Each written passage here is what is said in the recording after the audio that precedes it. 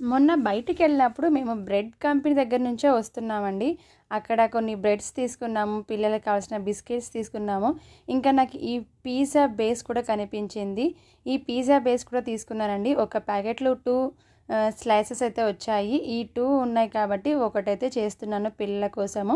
ఇంకా స్కూల్ నుంచి వస్తారు కదా, ఈవినింగ్ స్నాక్స్ లాగా ఉంటుంది అని చెప్పేసి ఇలా అయితే తీసుకున్నాను. ఇంట్లో ఇంకా పిజ్జా సాస్ను ఇలా ఉన్నాయి కాబట్టి ఇంకా దాంతోటే చేసేద్దామనేసి ఓన్లీ ఆనియన్ పెట్టేసి చికెన్ కర్రీ కూడా ఉండే, ఇంకా అందులో ఉన్న పీసెస్ తీసి ఇలా కట్ చేసి అయితే పెట్టేశాను.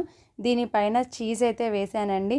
ఇంకా చాలా క్యాప్సికము, టమాటా అవన్నీ వేయొచ్చు కానీ పిల్లలు ఇంకా తినరు, దాన్ని తీసి పక్కన పెడుతూ ఉంటారని చెప్పేసి అవన్నీ అయితే వేయకుండా నార్మల్గా ఆనియన్, చికెన్, చీజ్ అయితే వేసేసి ఇంకా మైక్రో ఓవెన్ అయితే లేదండి, ఇలా ప్యాన్ పెట్టేసి దాంట్లో రాక్ సాల్ట్ అయితే వేసి ఒక స్టాండ్ వేసి ఇలా ఒక చిన్న ప్లేట్లో వేసేసి మూత అయితే పెట్టేశాను.